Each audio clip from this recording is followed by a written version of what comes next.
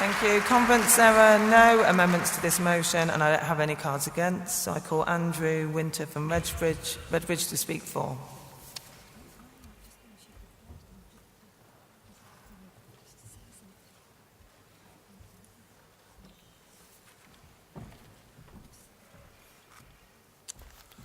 President, Conference, first-time speaker. Thanks. Pay progression in schools is an incredibly important issue for all of our members, and recently I've worked in education since 2003. I started off as a member of support staff back in the old days when we used to get percentage increases to reflect inflation. Do you remember those days? You know, that was great, but you know, the pay freeze since 2010, I know it's not the main issue here, however, it does mean that relatively, we've all got relatively poor every single year, and I haven't really noticed the price of food or fuel or travel or council tax or rent or even house prices going down. And I think the reason why these things are happening is because educational state policy is hell-bent on this divide and rule understanding. Now, we all know this is a tactic widely used by governments.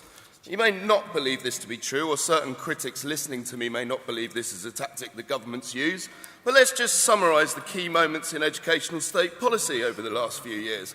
We've had forced academisation plans, which take the control out of schools out of local democratically elected authorities and put them into the hands of businesses, along with the lands, the buildings and the community space that used to belong to the people. Plans to reintroduce grammar schools, creating a secondary modern division, which we used to see in the bad old days of the 1980s. Well, why are they doing this? I think this is because the truth is the government doesn't want educationalists or educators. They want future generations that they don't want them to grow up and be able to think for themselves, because if they did, they might just notice the vast gulf of inequality and unfairness between us and them.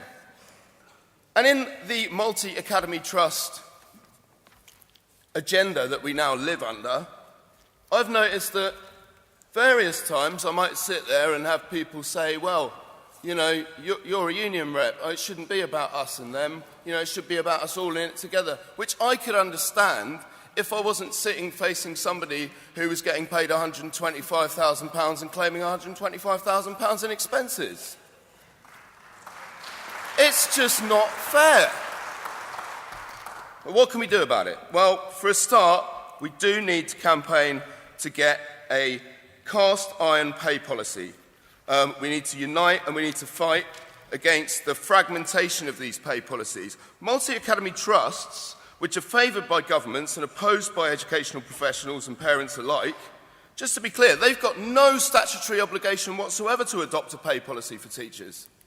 You know, they're statutorily obliged to obviously provide pupils with a safe place to be educated, to provide things like sex education, etc., but they don't have to provide us with any. So that means I could be paid completely different to my colleague working in the same department, and this is not right, it's not fair, and we should oppose it by supporting this motion. So yes, please support this motion, and also the idea to campaign nationally, as we've tried to do in the sort of London region with housing campaigns like the London Teachers Housing Campaign, to obviously get facts and figures, to show that pay is important and an equal pay scale needs to be implemented. Thank you.